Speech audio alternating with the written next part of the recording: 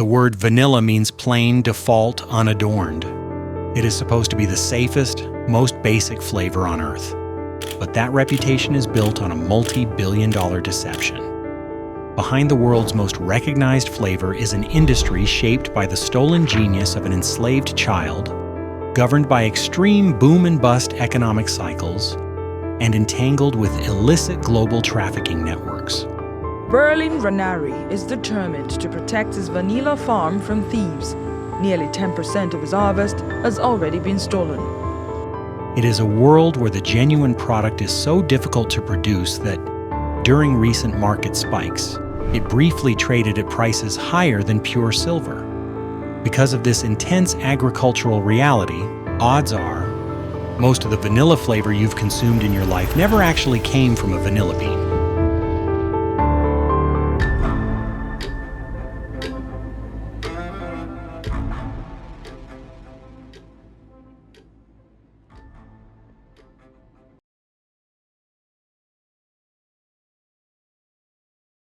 The global demand for vanilla is staggering. It is the foundational base note for thousands of baked goods, commercial beverages, and luxury perfumes.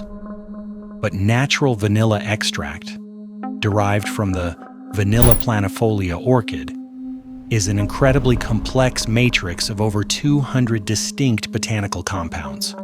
It is also absurdly expensive to grow. To meet global demand, the commercial food industry had to find a shortcut. Food scientists isolated the single dominant molecule responsible for that recognizable scent, vanillin. By reproducing just this one molecule, manufacturers can mimic the flavor at a fraction of a cent per ounce. Today, synthetic vanillin vastly dominates the global market. But this synthetic molecule isn't harvested from a flower.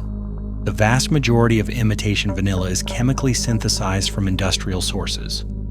One major pathway uses petrochemical precursors, derivatives of the fossil fuel industry, to build the vanillin molecule in a lab. Another massive source is lignin, a complex polymer extracted from wood pulp left over by the paper manufacturing industry. Through rigorous chemical engineering, these industrial byproducts are transformed into the exact same vanillin molecule found in nature. But that leaves a massive question. If making fake vanilla is so cheap and easy, why is the real stuff, grown from vanilla orchids, the second most expensive spice on Earth, trailing only saffron?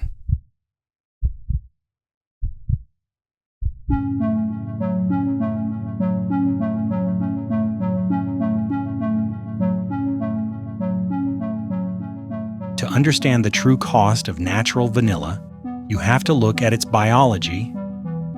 The vanilla orchid is a masterpiece of evolutionary stubbornness. Originating in Mesoamerica, the plant only blooms for a single day each year. The flower opens in the morning, and if it isn't pollinated within a few fleeting hours, it closes, falls to the ground, and dies. Furthermore, the flower's anatomy contains a tiny flap of tissue physically blocking the male pollen from reaching the female stigma. In the wild, only a few native, highly specialized insects like the Melipona bee can navigate this barrier. When European empires attempted to transplant these vines to their colonies in Africa and the Indian Ocean in the 1800s, the plants grew beautifully in the volcanic soil. But without the native Mexican bees, they were completely sterile. For decades, the greatest botanists in Europe were deadlocked. The global vanilla industry as we know it exists today because of a 12-year-old child. His name was Edmond Albius. He was born into slavery on the French island of Réunion.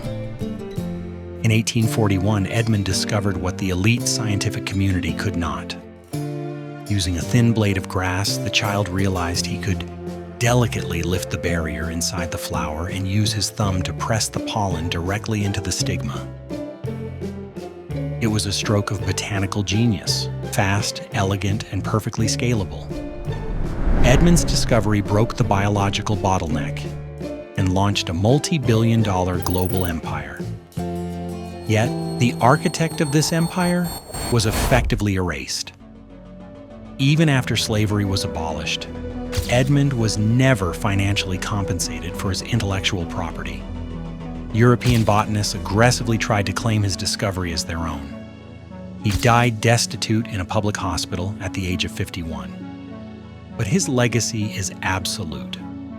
Today, every single natural vanilla flower grown commercially on Earth is still painstakingly pollinated by hand, using the exact method invented by that enslaved boy nearly 2 centuries ago.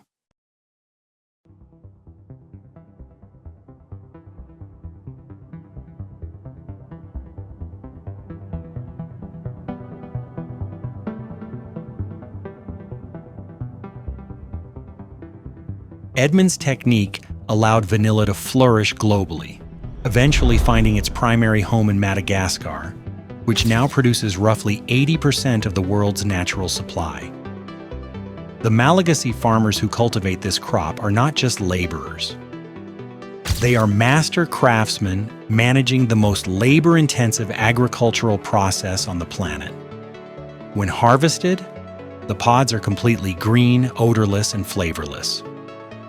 Creating the vanilla profile requires a grueling, multi-month enzymatic curing process.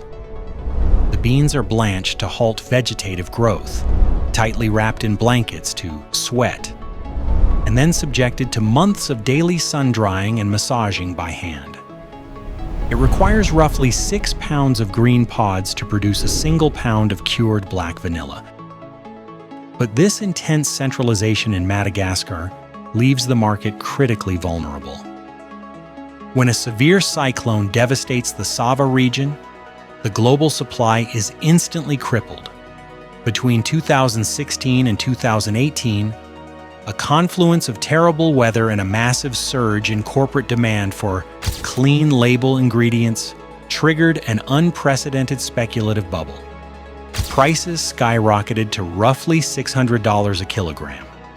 But these massive windfalls rarely result in long-term prosperity.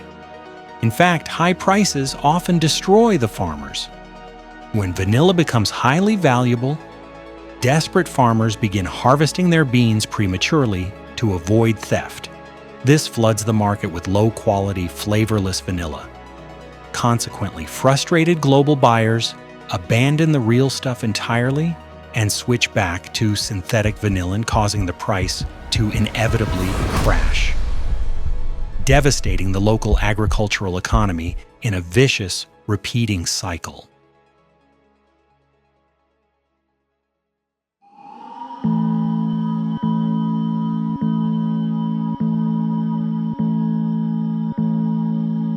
When a simple agricultural crop occasionally becomes more valuable than precious metals, the industry transforms into something much darker.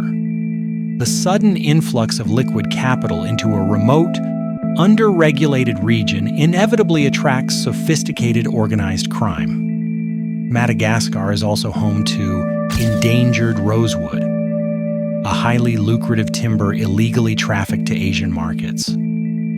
According to investigations by journalists and financial watchdogs, this illicit timber trade frequently overlaps with the vanilla boom. Investigators allege that trafficking syndicates have used the cash-heavy vanilla market to launder their dirty money. By utilizing illicit timber profits to aggressively buy up local vanilla inventory, and then exporting that vanilla to legitimate global flavor companies, these syndicates can quietly integrate their illegal cash into the global banking system. Caught in the crossfire of international smuggling and hyperinflated prices are the farmers themselves. Facing an epidemic of organized, violent crop theft and lacking reliable state protection, they have been forced into extraordinary acts of self-reliance. Across the Sava region, farming communities have formed highly organized cooperatives and vigilant civilian militias. Families abandon their homes to sleep directly in the mud of their plantations during the maturation season. When these rural patrols catch organized thieves attempting to steal a year's livelihood in the dead of night, The community retribution is notoriously swift, violent, and extrajudicial. But their most ingenious defense mechanism isn't a weapon. To establish undeniable ownership over their crops, farmers systematically puncture the skin of the unripe pods with tiny needles, carving their initials directly into the living plant. As the bean cures and turns black, the scar tissue remains permanently visible. If a thief attempts to sell stolen inventory, a farmer can inspect the bulk piles, locate their specific botanical tattoo, and instantly expose the crime. It is a desperate, brilliant, localized defense that has now been adopted by vanilla farmers worldwide.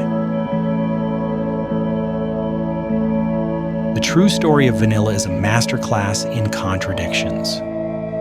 It is a flavor we interact with every single day, completely insulated by the quiet hum of industrial chemistry and synthetic mass production. Yet the authentic spice remains tethered to a grueling agricultural reality that defies modernization. Every single authentic vanilla bean you have ever consumed was born from an agonizingly short biological window. It was shaped by the intense, multi-month craftsmanship of a Malagasy farmer, and most profoundly, it was coaxed into existence by a human hand, still repeating the exact motion discovered by Edmund Albius in 1841. Few flavors have shaped the modern culinary world more, and fewer still have left so much human ingenuity, blood, and history hidden behind a single scoop of ice cream.